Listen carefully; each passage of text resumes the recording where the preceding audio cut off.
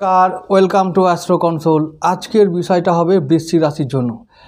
আজকের বিষয়টা হবে বৃশ্চিক রাশির কর্ম ও ব্যবসা নিয়ে, পেশা নিয়ে। আজকের বিষয়টা আলোচনা করব 2024 সালে 12টা মাসে তাদের কর্ম, ব্যবসা, পেশা কেমন যাবে, কোন কোন বিষয় তাদের কাছে চ্যালেঞ্জ আসবে, কিভাবে তারা পার করবে, আর তার প্রতিকার আমি বলে দেবো, কী ব্যবস্থা হবে, সব কিছু বলবো।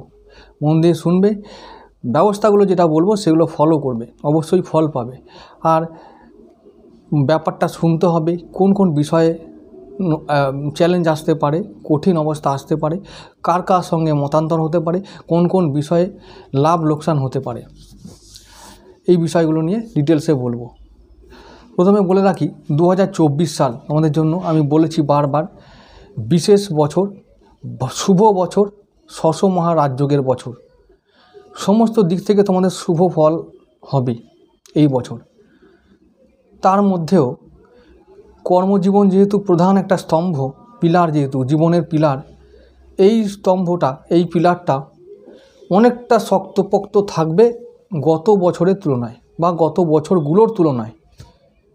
কিন্তু তবুও মাঝে মাঝে অবশ্যই চ্যালেঞ্জ তো আসবেই।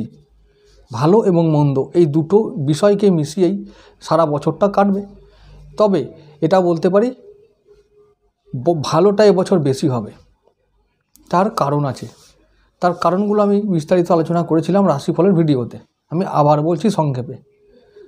বৃহস্পতি সপ্তমভাবে থেকে লগ্নভাবে রাশির ওপরে শুভ দৃষ্টি এবং পূর্ণ দৃষ্টি রাখবেন। তাই তোমাদের সর্বকাজে সিদ্ধি হবে, এরকম একটা সময় আসছে। তার মধ্যে কর্ম একটি পিলার, এই পিলারটাও শক্তপোক্ত থাকবে। কি করে? প্রথম হচ্ছে দশমপতি রবিদেব বছরের শুরুতে থাকবেন ধনুতে, তারপর যাবেন মকরে, কুম্ভে, মিনে। এই যে কয়েকটা মাস, অর্থাৎ এই যে মাসে মাসে গোচর করবেন, অর্থাৎ এপ্রিল মাস পর্যন্ত রবির যে গোচর হবে মিন পর্যন্ত, মিন রাশি পর্যন্ত, সেই পর্যন্ত, অর্থাৎ এপ্রিল মাস পর্যন্ত তোমাদের কর্মজীবনে, মানে বছরের প্রথম দিকটা একটুখানি স্ট্রেস নিয়ে চলতে হবে, অবসাদ নিয়ে চলতে হবে। কারণ রবি যে সমস্ত ঘরে গোচর করবেন সেই ঘরগুলো রবির শত্রু গ্রহের রাশি, অর্থাৎ শনির ঘর। ওগুলো মকর শনির ঘর, কুম্ভ শনির ঘর, মিনটাও গুরুদেবের ঘর হলে কি হবে, রাহুর সঙ্গে তখন সহাবস্থান করবেন, অর্থাৎ গ্রহণ দোষ তৈরি করবেন। গ্রহণ দোষ যখন তৈরি হয় তখন গ্রহণ মানেই হলো আমার আলো আসার পথে বা শুভ ঘটনা ঘটার পথে রাহুর দ্বারা বাধা তৈরি হয়, রাহুর দ্বারা সমস্যা বা কষ্ট তৈরি হয়। তাহলে সেই সময়, বিশেষ করে এপ্রিল মাসটায় যখন রাহুর সঙ্গে সহাবস্থান করে গ্রহণ দোষ তৈরি করবে, তাহলে কর্মজীবনে বা কর্মজগতে একটু সমস্যা দেখা দেবে। কার সঙ্গে? বসের সঙ্গে, ঊর্ধ্বতন কর্তৃপক্ষের সঙ্গে। কর্মজগতে প্রেশার আসবে, বদনাম হবে, একটু মানিটারি লস হবে ওই এপ্রিল মাস পর্যন্তই। তাহলে তোমাদের বছরের প্রথম থেকে, অর্থাৎ জানুয়ারি থেকে এপ্রিল পর্যন্ত একটু চ্যালেঞ্জ।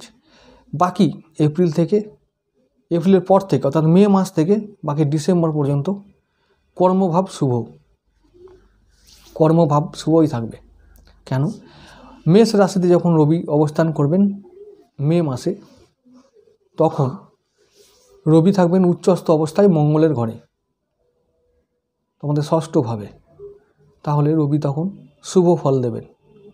তারপরে রবি বৃহস্পতি জুন মাসে সহাবস্থান করবেন। নো ডাউট, কোনো ডাউট নেই, কর্মজগতের যা সমস্যা এতদিন চলছিল সমাধান তো হবেই, আরও বেটার লাইফ পাবে।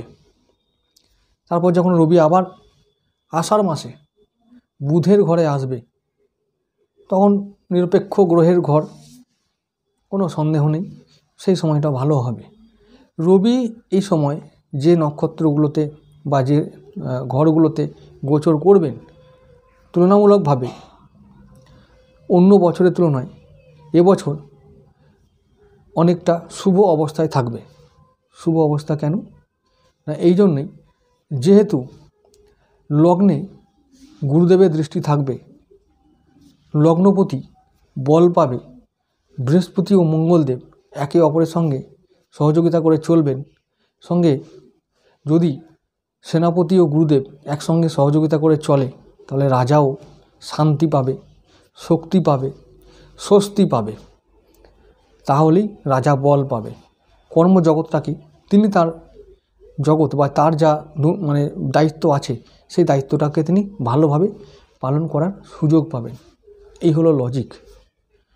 রবি মিথুন কর্কট, এরপরে আবার আসবেন নিজের স্বক্ষেত্রী সব নিজের রাশিতে। তাহলে ওই সময়কালীন বছরে অনেকটা সময় কেটে যাবে, আগস্ট মাস সেপ্টেম্বর মাস, তখন সেই পর্যন্ত ভালো ফল তোমরা পাবে। তারপরে আসবে কন্যায়, তখনও ভালো ফল, অর্থাৎ একেবারে সেপ্টেম্বর অক্টোবর পর্যন্ত ভালো সময় হবে। মাঝে যখন নভেম্বর বা অক্টোবরের মাঝামাঝি থেকে যখন তুলায় আসবেন, তখন আবার একটু সমস্যা হবে। তাহলে কোন কোন জায়গায় আমাদের সাবধান থাকতে হবে? এপ্রিল মাসে অক্টোবরের মাঝামাঝি থেকে নভেম্বরের মাঝামাঝি পর্যন্ত ওই সময়টা। বাকি সময় আবার বৃশ্চিকে রবি যখন চলে আসবেন, তখন বছরের প্রায় শেষ সময় ডিসেম্বর, তখন চিন্তার কিছু নেই। তাহলে 2 মাস ছাড়া বাকি বছরের 10টা মাস তোমাদের জন্য শুভ সময় যাবে। এটা হলো কর্মজগতের একটা পজিশন, ওভারঅল অবস্থা, শুভ অবস্থা। এরপরে বলবো যারা ব্যবসা করো, যারা আমি এতক্ষণ বললাম যারা চাকুরি করো, বিশেষ করে যারা প্রাইভেট জব করো তাদের কথা বললাম, বা প্রাইভেটে যারা কর্ম করো তাদের কথা বললাম। এরপরে বলবো যারা সেলফ এমপ্লয়েড, যারা সরকারি কাজ করো, তাদের তো অত চিন্তা করার কিছু নেই, কারণ তাদের চাকরি কেউ খেতে পারবে না। কাজে ঢিলেমি হোক আর যাই হোক, হয়তো বকাঝকা করবে, হয়তো বড়জোর ট্রান্সফার করে দেবে, তার বেশি কিছু না, তাই তাদের চিন্তা নেই। যারা প্রাইভেটে জব করো তাদের জন্য বলছি যে 2 মাস সাবধান থাকবে, তারপরে নিশ্চিন্তে থাকবে, কোনো চিন্তা নেই। এবছরে বড় সড়ো কোনো দুর্ঘটনা ঘটবে না কর্মজগতে, কারণ কর্মজগতে কর্মপতি আগের বছরে কি করেছিল, আগের বছরে গুরুচণ্ডাল দোষ তৈরি করেছিল, এবং সেই গুরুচণ্ডাল যুগের ডাইরেক্ট এফেক্ট পড়েছিল কর্মভাবের উপরে। কিন্তু এই বছরে তেমন কোনো অসুবিধা থাকবে না, তাই কর্মহানি হবার সম্ভাবনা থাকবে না। নতুন কর্ম পাবে চেষ্টা করলে। ওই সময় যেগুলো আমি বলেছিলাম, গুরু আর বৃহস্পতি যখন একসঙ্গে থাকবে, অর্থাৎ জুন মাসে, তখন তোমরা নতুন কর্ম পাবে, কর্মজগতে উন্নতি করবে, কর্মে সাফল্য আসবে, সব দিক থেকে সুনাম আসবে, কর্মে প্রতিষ্ঠা লাভ করবে, যশ মান সম্মান সব হবে, কর্ম থেকে ইনকামও হবে।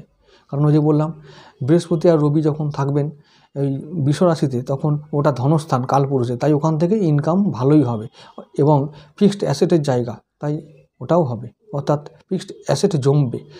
আর যারা এবার সেলফ এমপ্লয়েডদের কথা বলবো, তারাও কিন্তু কর্ম হিসাবে যদি তারা নিজের ব্যবসা করে বা নিজের পেশা অবলম্বন করে, তাহলেও কিন্তু এই শুভ ফল আশা করা যায়। আর এবার আসছি যারা ব্যবসা করো তাদের কথায়।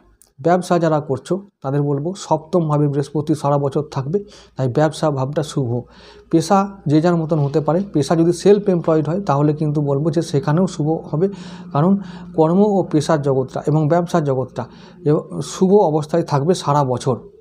আর শশ মহাযোগ রাজযোগের যে একটা বিষয় চলছে, তারও সুপ্রভাব থাকবে, তাই শুভ ফল আশা করা যায়, খুব বেশি আশা করা যায়, অন্য বছরের তুলনায় এবছর বেশি আশা করা যাবে। এছাড়াও ওই যে বললাম ব্যবসা জগৎটা নিয়ে কোনো চিন্তার কারণ নেই, কারণ বৃহস্পতি থাকবেন বৃষ রাশিতে সপ্তমভাবে ব্যবসার স্থানে গুরুদেব যদি ব্যবসার স্থানে থাকে তাহলে চিন্তা করার কোনো কারণই থাকবে না। শুধুমাত্র একটাই কথা বলবো, ব্যবসায় ঝুঁকি অর্থাৎ যারা ইনভেস্ট করবে নতুনভাবে তাদের বারবার একটাই কথা বলবো, শুভ অবস্থা থাকলেও অনেকে কি করে আনন্দেও নিরানন্দ করে দেয়। তো খুব মহানন্দ, তো এই সময় মাথা ঠিক রাখতে পারে না, খুব আনন্দে মেতে ওঠে, তখন ঝুঁকি নেয়, কেউ আবার লোন নিয়ে নেয়। তো এই সমস্ত কিছু করার আগে এক্সপার্টদের পরামর্শ নেবে, জন্মছক বিচার করাবে। ঝুঁকি নিয়ে কোনো কাজ করবে না। ঝুঁকি নিয়ে কাজ তখনই করা যায় যখন ঝুঁকির কাজ করা যায়। শেয়ার মার্কেট, লটারি, এই সমস্ত ক্ষেত্রে ঝুঁকি নাও, কিন্তু যে ব্যবসাটা আমি করে খাই, যেটা আমার হাতের পাঁচ বা এই যে বুড়ো আঙুল শক্তি, সেটাকে নিয়ে কখনো ছেলে খেলা করবে না। এই হলো কথা। যদি এবার কোনো প্রতিকার চাও, প্রতিকার হিসাবে বারবার বলবো, রবির অর্ঘ্য, চুনি পড়া, বৃহস্পতির জন্য পোখরাজ, মূল আমি বলবো, আমি রেকমেন্ড করি না মূল একদমই কোনো কাজ, আমি দেখিনি করে বলে, কোনো মানুষের কাছে শুনিনি যে মূলে কোনো কাজ করেছে, করে না, আমার বিচারে করে না। ব্যক্তিগত আমার মত আমি দিলাম, তোমাদের ব্যাপার, তোমরা যেটা বুঝবে সেটা তোমরা করবে। আর এবার বলি, বৃহস্পতির জন্য অবশ্যই হলুদ পোশাকের ব্যবহার তোমরা সবসময় করবে, হলুদের টিকা ব্যবহার করবে।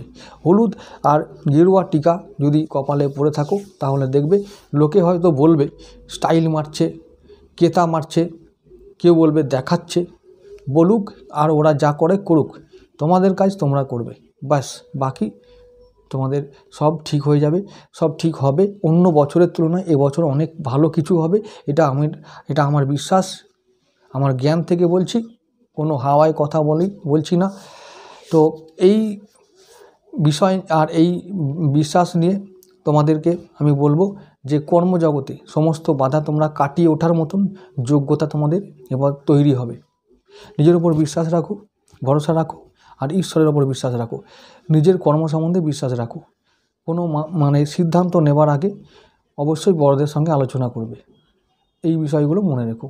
বৃহস্পতির জন্য বলেছিলাম বিষ্ণু সহস্রনাম জপ করতে, বিষ্ণু সহস্রনাম জপ করতে, বিষ্ণু মন্দিরে যেতে, কৃষ্ণ মন্দিরে যেতে, এবং সেখানে হলুদ পতাকা দান করতে। জানি না কজন করেছিলে, পতাকা দান করো, তাহলে দেখবে বৃহস্পতি তোমাদের সর্বদা সারা বছর তোমাদের সহায় থাকবেন। বুধের জন্য বলেছিলাম সবুজ পতাকা দেবে, দান করবে। রবির জন্য ওটাও একটা গেরুয়া পতাকা রবিবার দিন দান করবে, মন্দিরে দান করবে, এবং মন্দিরে দান করার আগে নিজের নামে নাম গোত্র বলে পুজো করিয়ে দক্ষিণা দিয়ে ওই মন্দিরে চড়াবে, তাহলে শুভ ফল পাবে। যাই হোক বন্ধুরা, আজকে এইটুকু থাক।